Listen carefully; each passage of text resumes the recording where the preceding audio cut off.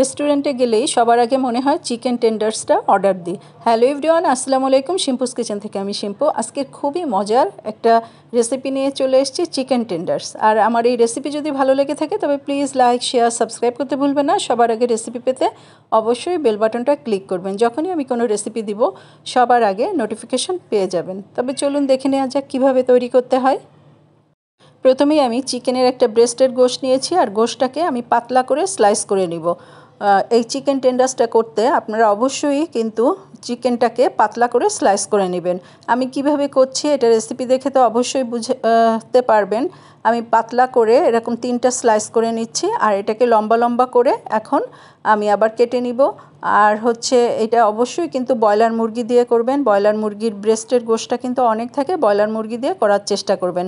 আর গোশতটাকে কিন্তু আমি প্রথমেই ভালো করে ধুয়ে নিয়েছি, কাটার পরে আর ধুবো না।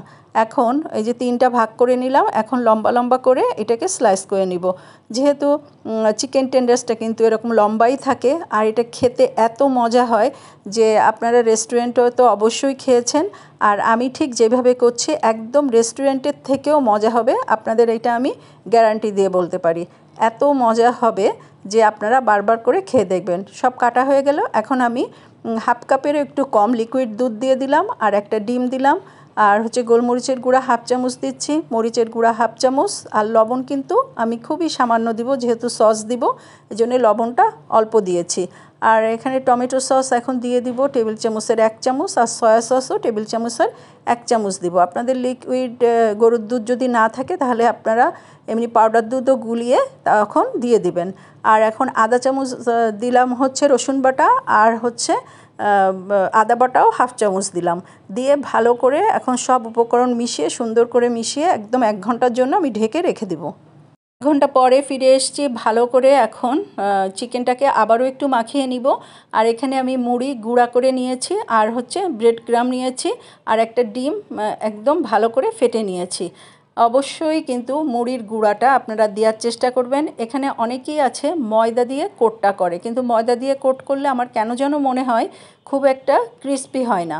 আমি সাধারণত এরকম মুড়ি গুঁড়া করে নিই।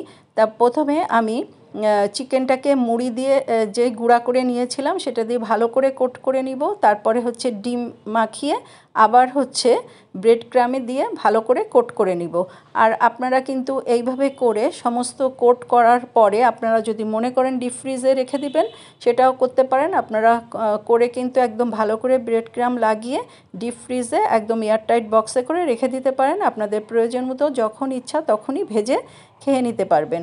আর এটা কিন্তু বাচ্চাদের টিফিনে দিলে কিন্তু ওরা খুবই খুশি হয়। এরকম হঠাৎ করে কোনো মেহমান আসলেও কিন্তু এটা আপনারা সাথে সাথে ডিপ ফ্রিজ দিয়ে বের করে একদম ভেজে দিতে পারবেন।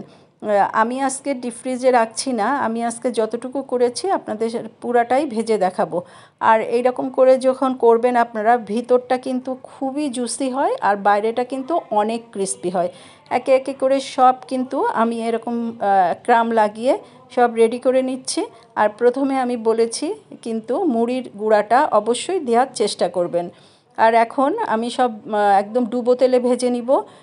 এখন উল্টে পাল্টে একটু ক্রিস্পি হলেই আমি এগুলোকে উঠিয়ে ফেলবো।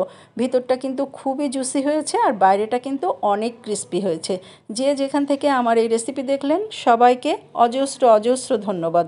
আর রেসিপি ভালো লাগলে প্লিজ একটু সাবস্ক্রাইব করে আমার পাশে থাকবেন। আল্লাহ হাফেজ।